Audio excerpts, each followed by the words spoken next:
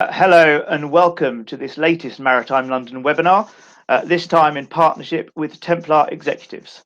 Today's webinar will explore IMO 2021, what it means for the industry and the cybersecurity landscape that has emerged as a consequence of COVID-19. I am Josh Standerwick, Chief Executive of Maritime London, and I'll be moderating the session today. During this webinar series, we've explored a number of areas where the utilisation of technology has been accelerated during the period of lockdown. And there's no doubt that the pandemic has highlighted the need for robust IT systems. However, inherent to the increased use of data is an increased cyber threat. In this context, I find it unusual that despite the surplus of news recently, a major IMO resolution focused on addressing cyber risks within the maritime industry being implemented in January next year has largely been on the periphery of the conversation. To discuss this important and pertinent topic, we have put together a stellar panel made up of two of Maritime London's oldest members in the form of Norton Rose and Steamship Mutual, and pleasingly, I think I'm right in saying our newest in the form of Templar. So first off, we have Chris Adams, Managing Director and Head of European Syndicate and Loss Prevention at Steamship Mutual, who will speak on how the clubs are perceiving the cyber threat. And then we have Philip Roche, Partner at Norton Rose, who will explore the obligations of the owner in the context of IMO 2021. And last but certainly not least, we have Anu Kermi, Managing Director of Global Services and EMSA Leader at Templar Executives, who will give a presentation discussing the current cyber threat landscape, developing a compliant position with regards to IMO 2021, and how to address future cyber risks. We will then move on to a panel discussion, followed by a live Q&A. Before we get started, I will provide the obligatory housekeeping notices. And of course, while we don't expect any tech issues, if we do experience any difficulties, please do bear with us and we'll get things back up and running as soon as we possibly can. We will do our best to minimize background noise, but I think I can hear in the background the paddling pool has come into use in my back garden. So apologies for any particularly child-related interruptions. This webinar will be recorded and the recording will be sent to attendees within the next 24 hours. And lastly, but importantly, as mentioned, you will be able to ask questions in the text box. And we will answer as many questions as we possibly can at the end of the session. Right, I think we have an awful lot to cover today. So this is probably enough from me for now. And I will now pass the baton over to Chris Adams from Steamship. Chris, over to you. Josh, thanks very much for that introduction and good afternoon, everyone. The medium through which we're holding today's event emphasises the critically important role that the internet and our IT systems have in sustaining our business operations. COVID-19 has brought that reliance on IT systems into even sharper focus. However, reliance upon IT also has the potential to bring with it vulnerability, and there's no shortage of people seeking to exploit that. I think we've all seen an increase in phishing emails since large-scale remote working became the norm. Now, this vulnerability isn't just a feature of shore-based operations. Ships are also at risk, especially now that the need for connectivity and data from ship systems has become increasingly important to operational efficiency. Just as land-based cyber attacks have been increasing, so have those in the maritime and offshore sector. For example, Naval Dome has reported a 400% increase in attacks since February this year. There have been some prominent incidents too. Those which affected Maersk in 2017 and MSC and Anglo-Eastern earlier this year caused significant disruption to their systems. Whilst they were no doubt hugely disruptive to the companies concerned, I'm not aware that those attacks had any impact in relation to P&I cover. The cover that would address the consequences of those incidents is cyber risk insurance. That provides the financial resources and expert advice necessary to cover things such as the restoration of systems and data, financial losses, PR management, regulatory breaches, etc. There's much more potential relevance to P&I cover if the attack is directed towards a ship and if it involves navigation and critical control systems. And the concept of such attacks isn't fanciful.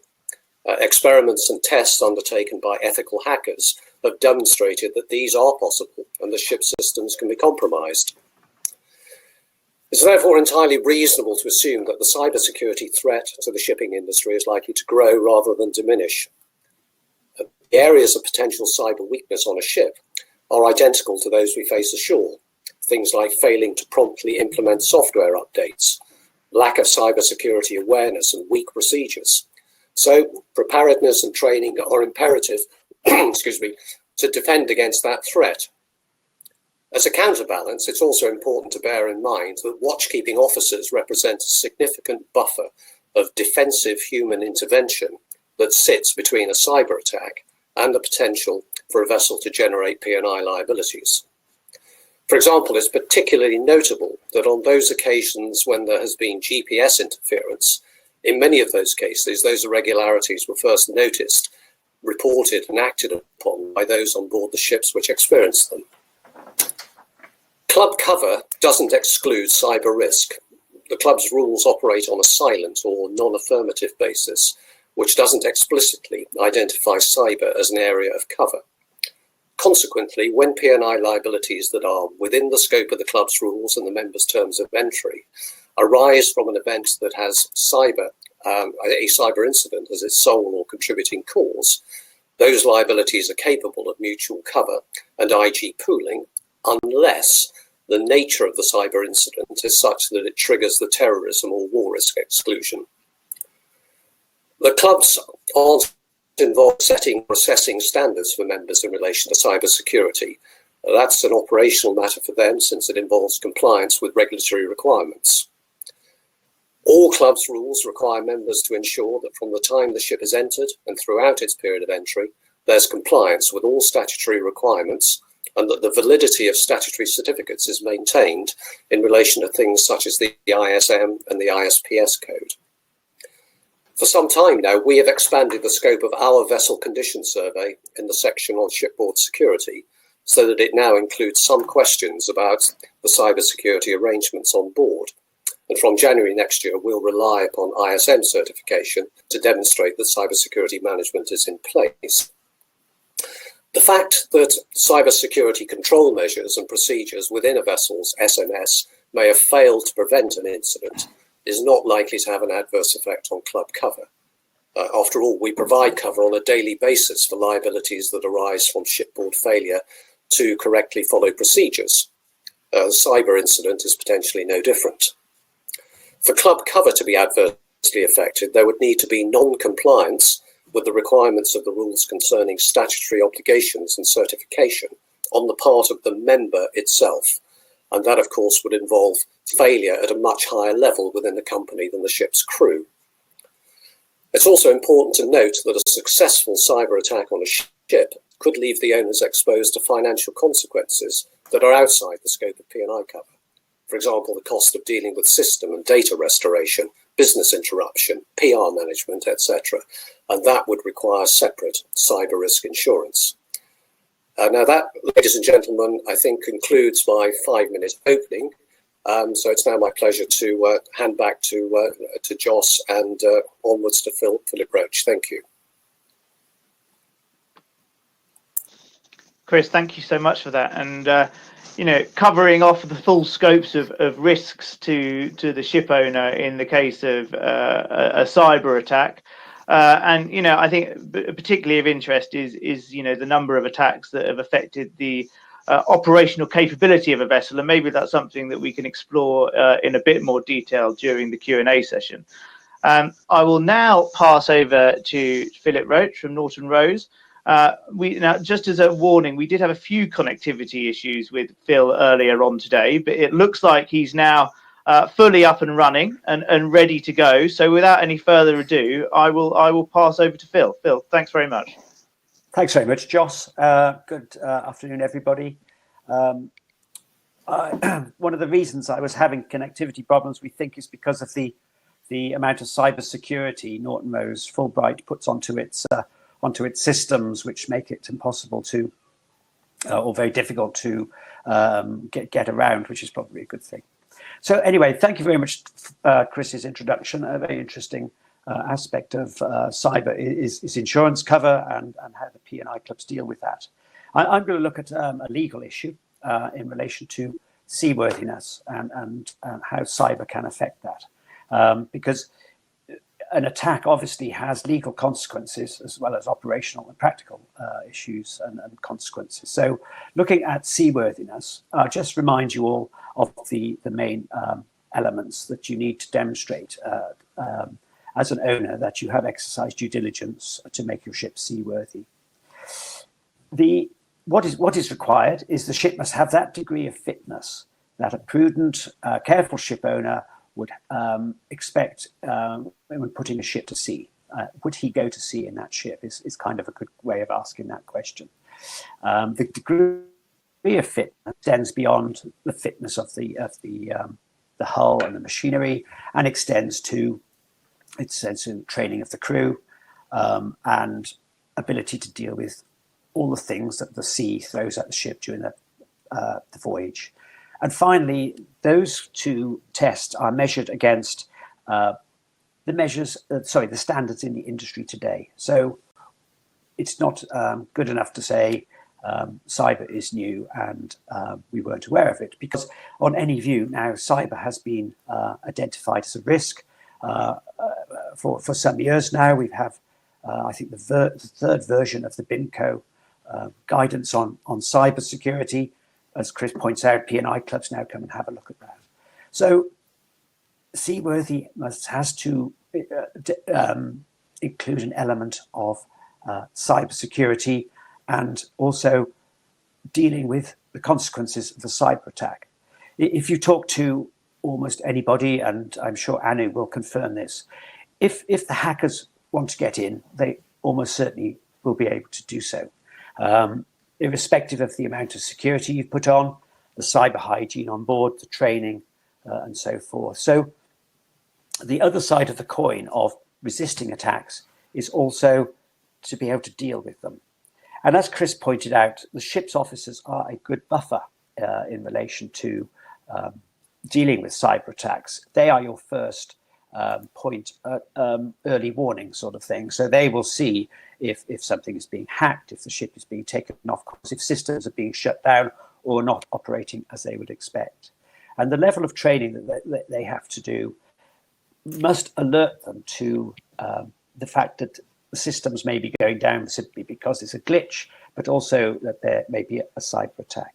And dealing with that cyber attack is as important as protecting against it in the first place. And so as foreshadowed by the IMO requirements from 1st of January 2020, that national authorities require ships' SMS systems at the next verification of document of compliance after 1st of January, that there is cybersecurity precautions built into that system, and also cybersecurity recovery, emergency response built in at the same time.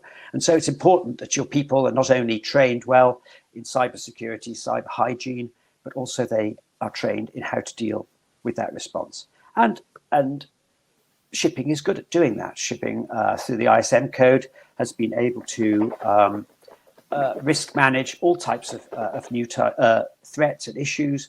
This is simply another risk management thing that has to be done through the ISM code.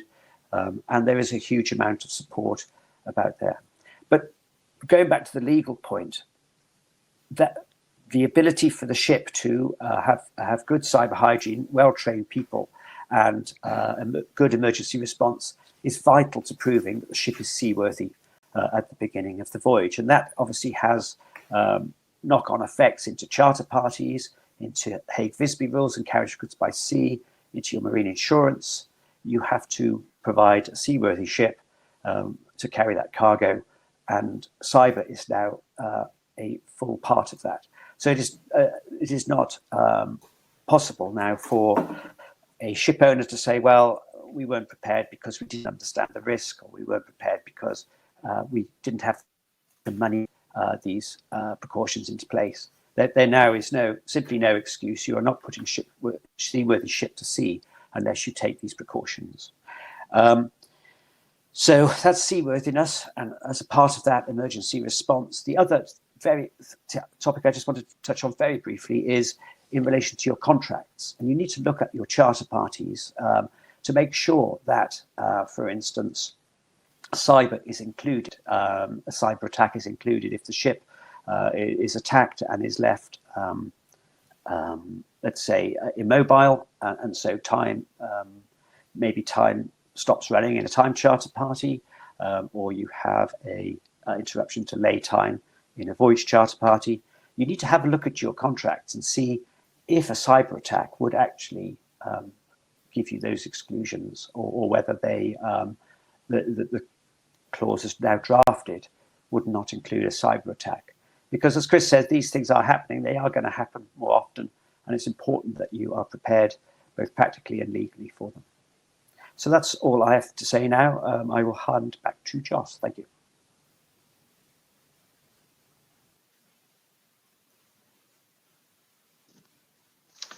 Phil, thanks for that. And you'll be pleased to hear from my end anyway. The connectivity and the audio was absolutely perfect. We're now going to move on to a presentation, which will be delivered by Anu Kermi from Templar Executives.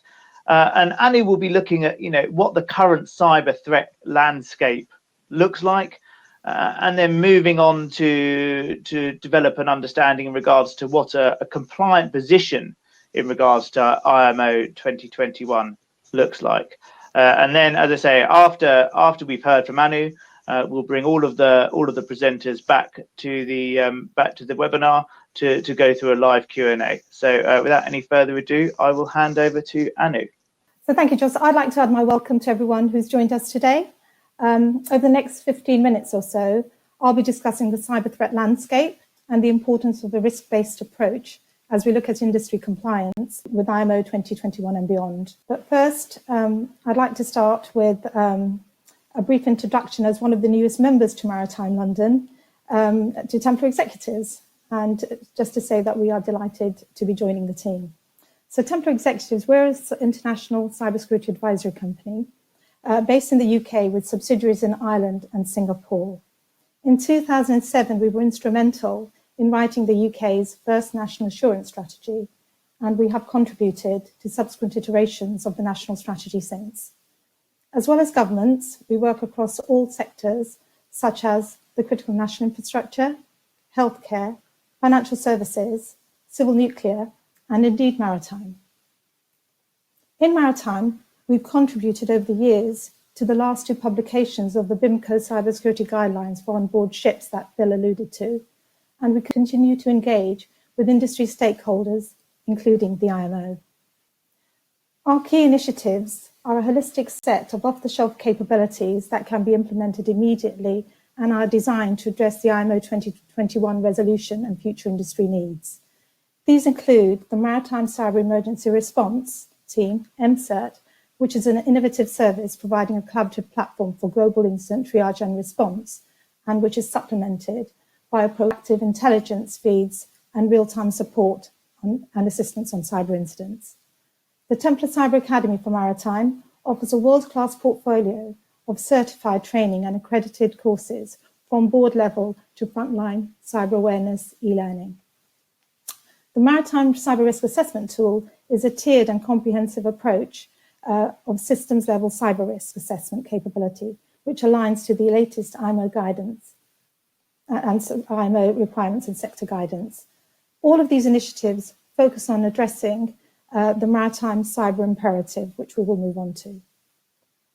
So safety and security management practices have always been long established in the industry, and they're intrinsic to the safety of vessel and crew. However, with increasing digitalization and automation, there is a recognition of the growing threat from cyber attacks and data breaches. In response, as we all know, the IMO has issued a series of resolutions and guidelines, and these encourage administrations to ensure shipping companies are able to assess and mitigate their cyber risk exposure in their safety management systems by January 2021. The overall goal is to support safe and secure shipping and promote operational resilience in direct response to these cyber threats. So, what are the cyber threats these measures are seeking to address? The global cyber threat landscape is constantly evolving.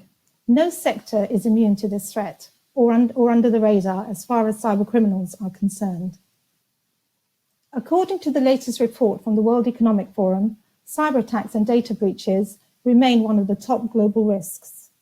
A recent publication by DCSA, the Digital Container Shipping Association, highlights maritime as part of the transportation sector is now estimated to be the second most targeted sector. Moving on to look at common types of threats that we've listed here. These are becoming increasingly sophisticated, with threats ranging from data breaches and ransomware to hackers tampering with industrial and cyber physical systems.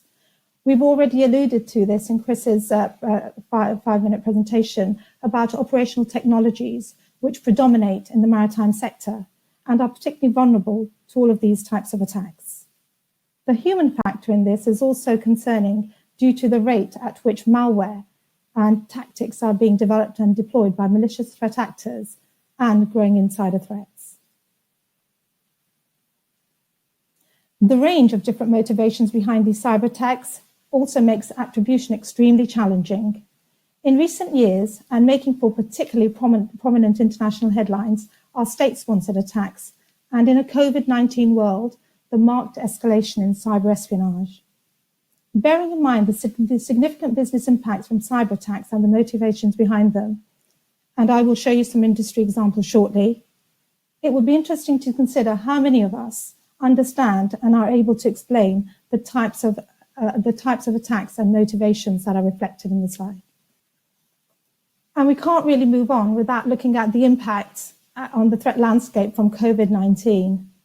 These include advanced persistent threats in the form of national state adversaries that continue to work closely with serious and organised crime gangs to enhance capability and capacity.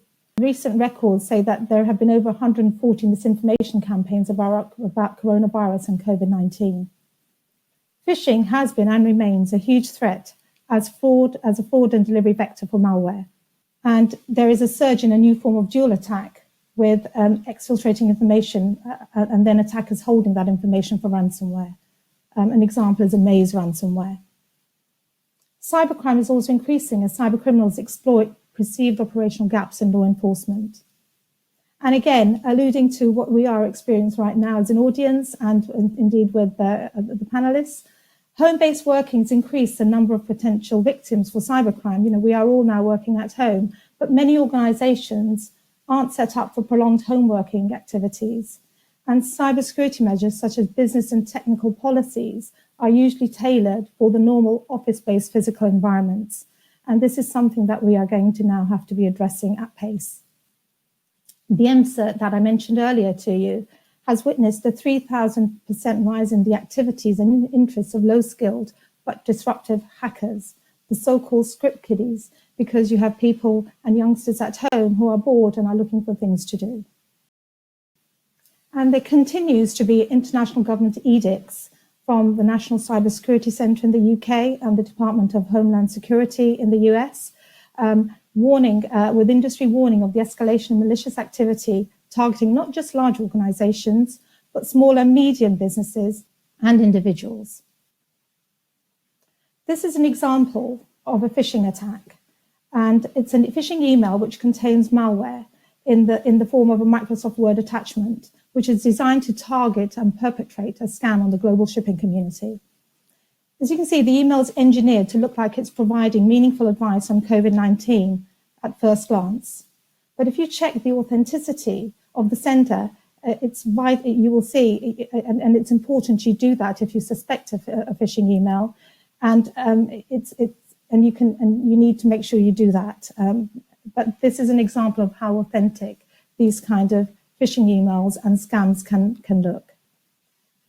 And just to highlight the fact that cyber attacks are continuing to directly target the industry, this slide shows a summary of the MCERT analysis from October 2019 to the present day. The snapshot shows data collected by the EMSA on cyber attacks directly targeting the maritime, and the analysis shows that ransomware and phishing attacks continue to be some of the most frequent types of attack that we see. So we've already mentioned Maersk, we've mentioned MSC, we've spoken about Anglo-Eastern, and who can forget those big cyber attack events? And I think they enforce the industry view that for some reason smaller organizations will be immune from cyber attacks. I mean, this is clearly not the case. And here we present just a recent selection of some of the successful cyber attacks recorded by the MCERT. It's notable that these attacks cut across the entire maritime ecosystem and reflect the type of threats covered earlier. So how do we harness these threats and risks into a tangible business approach and response? If we go back to the impetus of the IMO 2021 resolution, the follow-up by flag states and the work being done by industry on cyber risk assessments becomes key.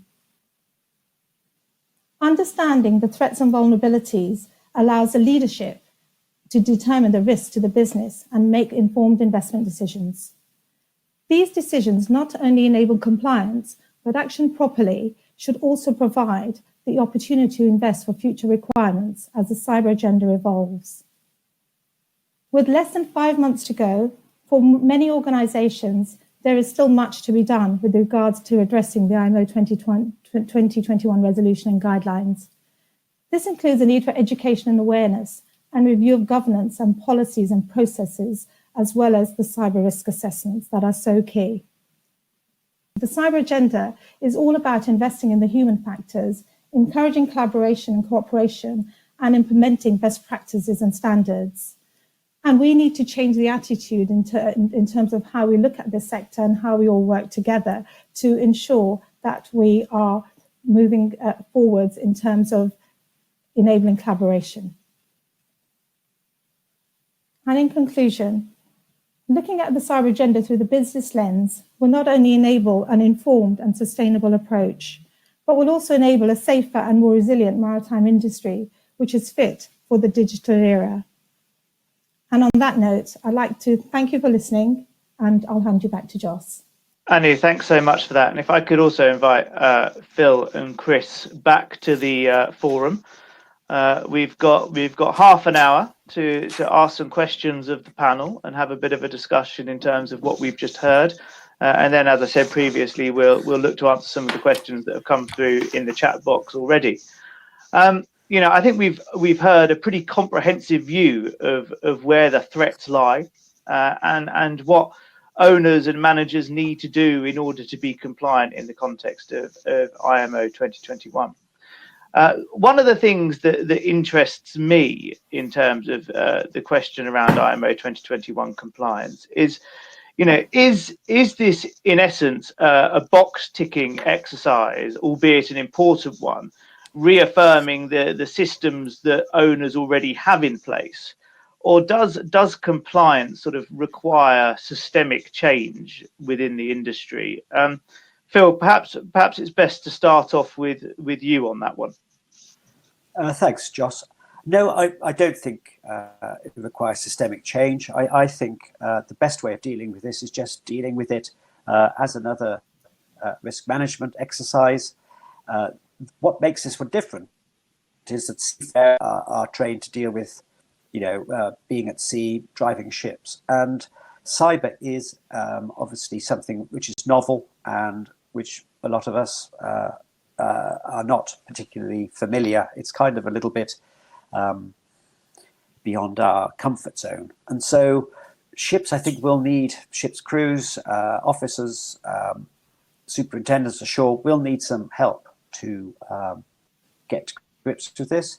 There is a good amount of help out there now in guidance provided, ISO standards from you know, the BIMCO clear document in the 3rd version is now a very good base document to start from if you are looking to deal with that. So I don't think it needs systemic change. I think there will be need for more consultants such as Templar who understand the risk, who understand how to defend against that risk. And there will also need to be some input from people who have been through this, who have experience, who have worked out how to deal with it. Maybe they made some mistakes. How can the industry better deal with these things in the future? But I don't think it requires systemic change. It will need some more training and some skilling up. You see now on ships a senior technology officer or IT officer or cyber officer, whatever you might call them, somebody who has a real understanding of these things and can help the crew with dealing with issues, help with training, and help deal with any issues which come about. Anu, I can see you sort of nodding away there in terms of Phil's response. One assumes that you're sort of in accord with what Phil just said there. Yes, I am, because business doesn't stop. I think the IMO 2021 resolution offers the maritime a unique opportunity, in actual fact, to address the digital agenda as well as the cyber agenda in a more effective way. And I think it can be an enabler for a range of business priorities. And some examples are enabling greater business efficiencies, vessel performance optimization, remote management of crew and welfare. Because what you're actually doing is you're actually looking at no organization is a greenfield site. And what you're doing is you're building on your current capabilities and addressing future requirements through the risk assessments that you do and the work that is going on to address those gap analyses of what is actually proportionate for your business. Because different businesses will have different requirements and different threat appetites and different threat vectors that they're trying to address. So I think it should be part of your business evolution and part of your business development. But it's good that there is an impetus to address the cyber risk because of not just the IMO compliance requirements, but also because of the increasing data protection laws that we are now seeing in all parts of the world. Anu, thank you for that. And just sort of building on that, and particularly building on something that Phil said about the seafarers and officers being the first line of defence in terms of cyber risk, and also this is mirrored in some of the questions that we've seen coming through in the chat room. Increased regulation coupled with the uptake in the use of analytics, etc., and increasingly people within the maritime sector talking in a language which is perhaps slightly alien to the seafarer. I mean, does all of this put increased pressure on the officers on board a vessel? And if that is the case, I mean, does IMO 2021 compound this issue, or does it go some way to alleviating it? And Chris, as a ex-merchant mariner, perhaps you're best to tackle this one in the first instance.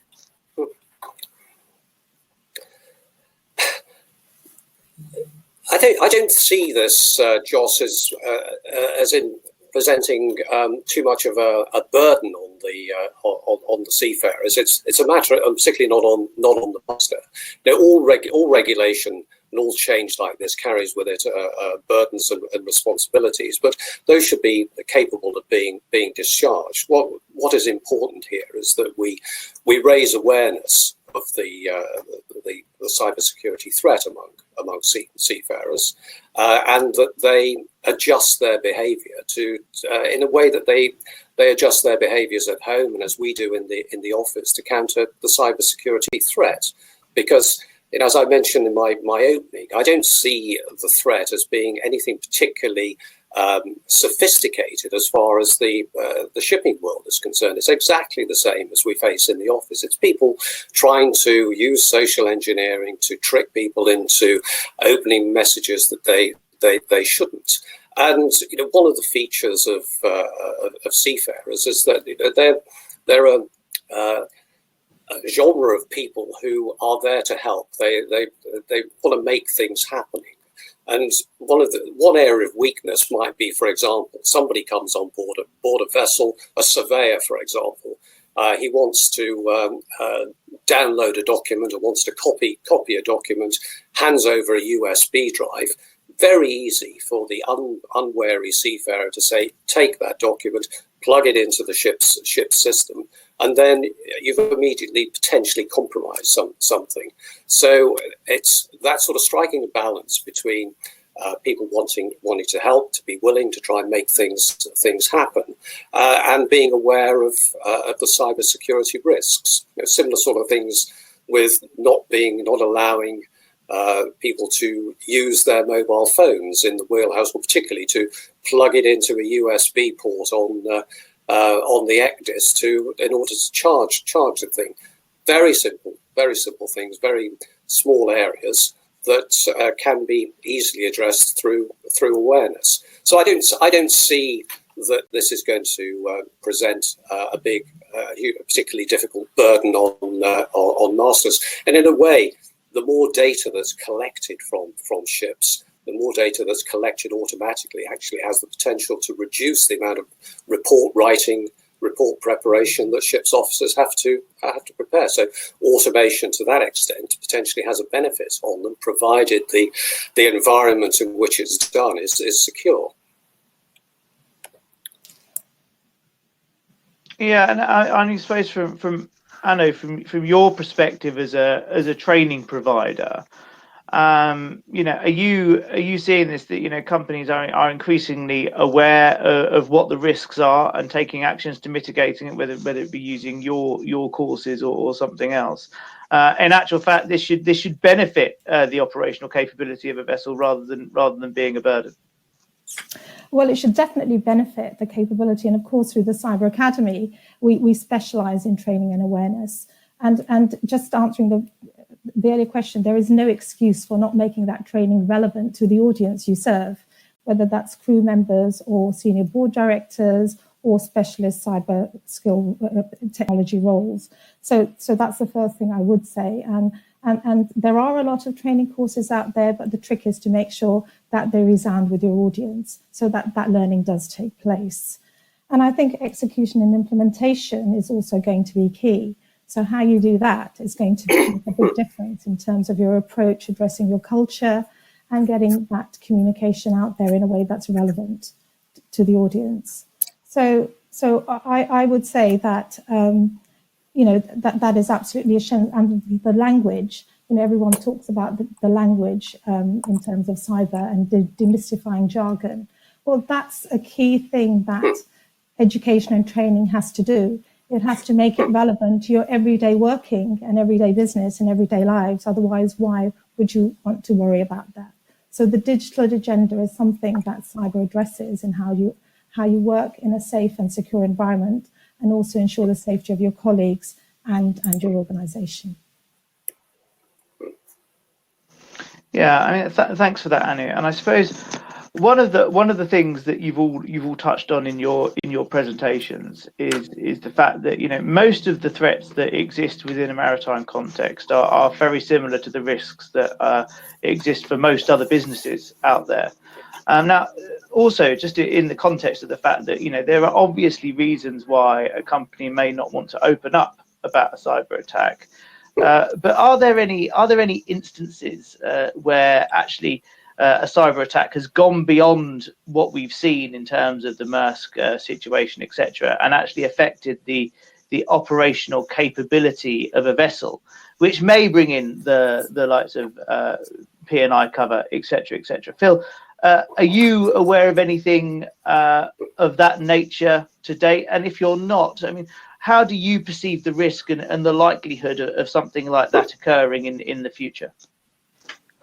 I'm not aware of anything I can really talk about. I think, in a way, Chris is in a better position to talk about that, because he will have lots of his members coming to the club and asking for advice and help with issues. So he's probably got a better overview of what is actually going on with the current attacks. I think the days of everybody thinking that shipping was invisible and therefore largely immune has gone. I think people, these hackers, especially the state-sponsored hackers, know how shipping works, how shipping, the weak points, where it is vulnerable, how to disrupt. And I think that it is a concern that there seems to be so much state-sponsored hacking, because these people are very determined, and if they wanted to cause an issue at a port, or by causing an issue with a ship, let's say blocking a channel or blocking a berth, then I think that's perfectly possible, and I don't see this issue going away anytime soon. And I think it is beholden on all ships, their crews and their operators to be resistant to this. And just going back to the earlier point about the IMO 2021, I think good ship operators already deal with this as part of making their ships seaworthy. The worry is is those ship operators who don't take these precautions. And I think, if I was a master of a ship with an owner operator who wasn't taking these precautions seriously, I would welcome IMO 2021 because it's going to oblige owners and operators and managers to take steps. And so, master on board, I'd be pleased about that because it would mean that the burden isn't entirely on me now. It is something the operator is going to have to deal with. Yeah, I don't know, Joss, if you want me to follow up on that, but yeah, you could. I'm not aware of any particular incidents involving any of our membership, but there was an incident that was the subject of US Coast Guard maritime safety advisory about a year ago, when they became aware from a report from a deep draft bulk carrier that was on an international voyage. It was heading towards New York, and they reported a problem that seriously affected the ship's network. And a team from the US Coast Guard went on board and investigated. And they found that there was indeed a problem with the ship's network. It hadn't actually disabled critical control systems on board or navigation systems, but there was nonetheless a problem. And it further identified that when they delved into it, that there was an issue with the level of cybersecurity awareness that was on board that vessel. They weren't able to comment about whether that was actually representative of the level of cybersecurity awareness within the industry as a whole, but it just illustrates that these issues are out there. And just to follow up on some of the questions I've seen in the chat room, there is a level of under-reporting, I think, in cybersecurity for understandable reasons. No company or corporation wants to advertise the fact that it's had a problem, no matter that they may be an innocent victim, and how one strikes the balance between encouraging greater openness and reporting, such that there is people can learn from others misfortunes, other incidents that have affected them. I think that's an area for discussion going forward. I think there are benefits to that, but I can quite see the tensions between being open and wanting to avoid any sort of commercial adverse fallout. So it's not straightforward. There's also been mention about state-sponsored attacks, and Anno has also mentioned the difficulties about attribution of where these attacks are coming from. As I mentioned in my opening, there is a P&I cover would not include liabilities arising from a cyber incident when those were constitute either a war risk or a terrorist act. And resolving that is potentially difficult. I think just because you have an attack that might be state-sponsored, and how you attribute that carries its own difficulties. There's been a lot of commentary that the NotPetya attack had Russian involvement, but just because it might have state sponsored backing, and how one establishes that is extremely difficult. That I don't think it wouldn't constitute a war risk simply because it's got state-sponsored backing. I think it's more likely that one might have a terrorist type attack. So, somebody who is launching an attack on a vessel for political or ideological reasons. Somebody who objects to a particular type of trade and wants to create a problem that brings that into focus. That is the more serious area. And perhaps this would be a good time to bring you in. I mean, in your presentation, you talked about the need, as Chris just mentioned as well, about the need for more collaboration. In your opinion, I mean, firstly, what is the likelihood of closer collaboration within the industry, given the potential commercial risk to that? And secondly, how do you go about sort of bringing about that sort of change within the sector? Well, first of all, thank you, Joss. Well, and I think I just want to reiterate the point that Chris made about the collaboration piece, as you picked up on, and attribution, and they go hand in hand. But I think that the likelihood of collaboration in the sector is very, very high. We've actually got vehicles that enable that today in the sector, and that was actually one of the design points behind the work and the reason for establishing the MCERT, for example. And certs and models like that have been working in various other sectors, including places like financial services, where organizations can share information and data, sometimes anonymously, and they are proving to be effective, because if you can proactively do that, you can warn other members, which is the model we have in the MCERT. You can help address those and mitigate the impacts of those attacks. And I think it's taking that proactive approach, which is so important, because ideally you don't want to be the victim of an attack. You want to try and avoid it if you can and prevent it from happening. So that I would say is the first thing. And the other thing really is that, moving forward, I don't think the industry is going to have a choice really about that collaborative joining up. Criminals collaborate, they work very effectively together.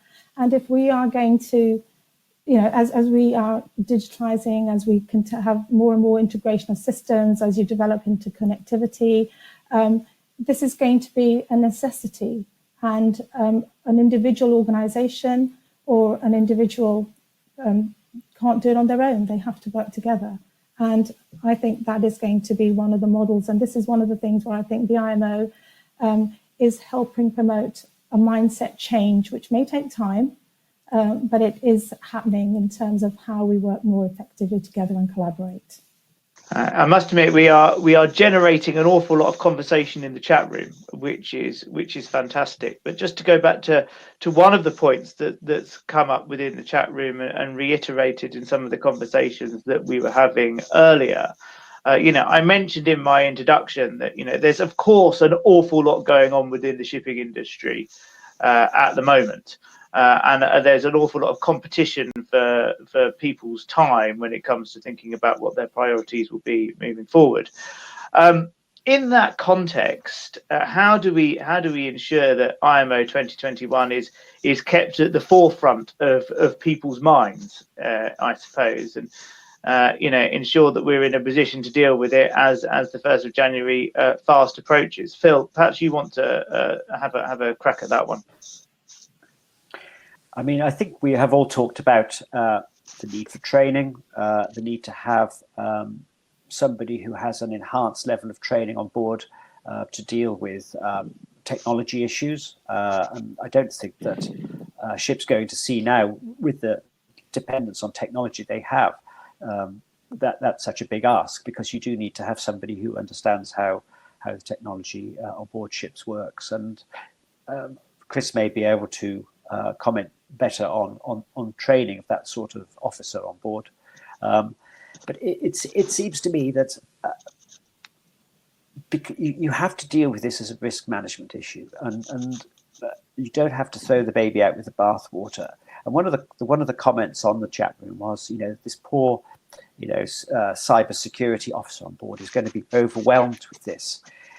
But I don't think that is correct. I mean, obviously, there's going to need to be support from ashore in relation to training of seafarers, but it is just a question of keeping on top of it, having a plan, making sure you practice the plan, making sure that you remind people of cyber hygiene, cybersecurity issues. There's plenty of online training which you can access, and so that job should be one which is not an overwhelming one. It should be one where if your managers, owners ashore are being supportive, is one which can be fitted into your day, and it's not something which is going to take hours every day to do. It is simply training, risk management, and making sure that if an attack occurs, your people know how to deal with it. So I would hope that it wouldn't be an overwhelming job, although I would agree that there might be a tendency, if the ship is successfully hacked, to blame this security officer. But of course, they can no more be blamed for that than the ISPS responsible officer can be blamed for a terrorist attack on the ship. You can take all the precautions that are reasonable, but that doesn't mean that the worst isn't going to happen. But what criticism might be pointed is where the ship is unprepared to deal with the ramifications of such an attack, and that is what I think ships need to think about quite hard.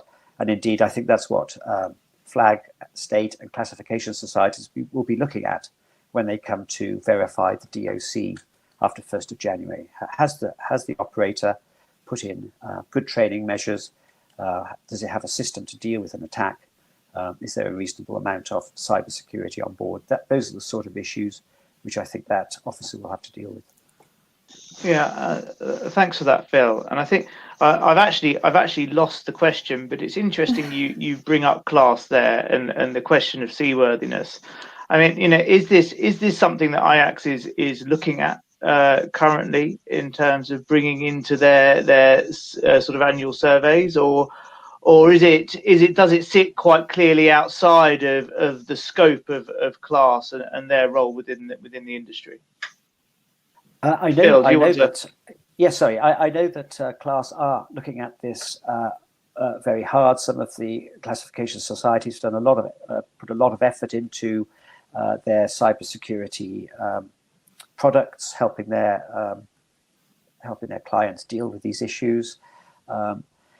But the way that the IMO, in its usual way, has decided to get the shipping industry to respond is to simply make it part of the ISM code and something that is checked by when the annual verification of the DOC takes place. And so they have handed it over effectively to flag state and to in turn class to deal with this. And I'm sure class will be gearing up to looking at this when they start looking at DOCs after the 1st of January. Yeah, there's also a separate issue there, Joss, that in relation to new buildings, we know that class are looking at establishing cyber resilient vessels from the point of build. But I agree with Phil that going forward, the class will be involved in their capacity as the organisations that are conducting the audits and checks to make sure that the ISM certification can be renewed. And it's important also to bear in mind that this 1st of January date is not a cliff edge. It's the first annual verification of the certification after the 1st of January. So. And we're seeing, as I mentioned in my opening, a number of years ago, we expanded the scope of our condition survey to include a bit on cybersecurity, just so that we had some insight to see what was happening on ships.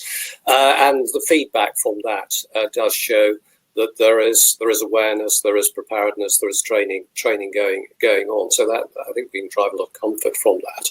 I think different sectors of the industry are at different stages of their development. I think, for example, the tanker operators, particularly those who are on charter to the oil majors, there's a far greater prominence of cybersecurity in that sector. And so, as might be expected, they're a little bit further along the track than some of the others. But I think container operators are not far behind. And, particularly, we have seen that container operations, particularly when it comes to delivery of cargo, can be vulnerable to cyber attack. There have been reports in the past of hackers getting access to cargo information and spiriting away valuable cargoes from container yards once they're ashore. So they're coming along as well. So I think we're getting a little bit of insight into what's happening within the membership. And as I've mentioned on the chat a few years ago, we produced a loss prevention DVD on cybersecurity, and that can be viewed on the website. And it's also something that it's aimed at seafarers as well, to raise their awareness of the sort of issues we were talking about today. Joss, I would just add to that, just to finish off on that, we've actually been doing quite a lot of work looking at some of the guidance that is coming out in terms of risk assessments from class societies at the moment, and some are on their second iteration in terms of that guidance as well. And we've been using that guidance as well as the BIMCO guidance and to sort of finesse the cybersecurity risk assessments that we do for onboard ships for the maritime sector as well. So there is some good work happening out there, which will benefit everybody. Thanks for that. Thanks for that, Anu. I mean, I see we've only got 1 minute left, believe it or not. This time has gone remarkably quickly. But just looking forward, I suppose. Joss, I don't know if you're speaking. Hello, can you? Sorry, just Chris, Anu, can you hear me? I can hear you, Joss. Yeah. Yeah. Well, I'll focus this question at Chris and Anu then, given that Phil might be struggling a little bit with his audio. Looking forward, I mean, we have been hearing for years now an awful lot about the increasingly automated nature of the shipping industry. To what extent does IMO 2021 sort of future-proof the industry, or is this the start of a raft of regulations that will have to come in as the shipping industry becomes increasingly automated? Anu, perhaps best to start with you on that one. Yeah, well, I think, as I said, I think that the trick will be for the industry not to look at the IMO as compliance, but as something that is a good business initiative. And I think if they look at this from that context, I think that then it will future-proof the industry in terms of driving forward the innovation and change that's so necessary for the industry if it is to become more efficient, if it is to become more productive. And from my perspective, this is good, but for anyone who's looking at this as a compliance only exercise, I think you really may want to consider what is the opportunity and the investments, in terms of the investments I'm making today. Am I looking at the future opportunities for my business as well? Because if you do look at this from that perspective, I think you will take the first steps in terms of however small those steps are, but you will have the first steps that enable that future-proofing of your business and indeed the sector. Chris, do you have anything to add? Yeah, Joss, I think it's important to draw the distinction between automated and autonomous. We're a long way away from autonomous ships yet, but there is going to be growing pressure and a lot of growing pressure for increasing amounts of automation on ships, not least because if you look at the wider picture of what's going to be necessary in moving shipping down the emissions pathway to reduce CO2 emissions and to eventually a much greener environment. I think that is going to rely on an awful lot of automated data collection from ships. So we're going to see increase there because that's going to be important to operators in making sure that they're operating their ships efficiently from the point of view of energy and emissions. So this is this is a stepping stone. It's going to be it will develop, and there's going to be a continuing requirement for the measures that will be imposed through IMO 2021 as we go forward. When you get to a degree of autonomous shipping, that's a whole different ball game, and that will require totally different standards that are really beyond the scope of what we've been discussing here today. Phil, I think can you hear me now? No, maybe we can't. Phil's unable to join us on this last bit. Well, anyhow, I mean, I think we're now running over time, and looking at the activity in the chat box, one can't help that we think that we've sort of only just scratched the surface on this, and maybe we need to get these panelists back to discuss in slightly more detail the implications of state-sponsored terrorism or state-sponsored cyber attacks on the market, and how that may impact us. And that could be a future topic further down the line. But for now, I mean, I think that's been an incredibly thoughtful session. I think we can take some heart in terms of the preparedness of the sector, and obviously the steps of which many ship owners are already taking to mitigate themselves against the risks of cyber attacks. And of course, the raft of support that is out there to support the shipping industry as we move towards IMO 2021. I'd like to thank all of our panelists, who I think have done a superb job today, and thank you all of the participants who have also been great contributors to this discussion. And as I say, I think in one way or another we've managed to cover off most of the questions which were put to us.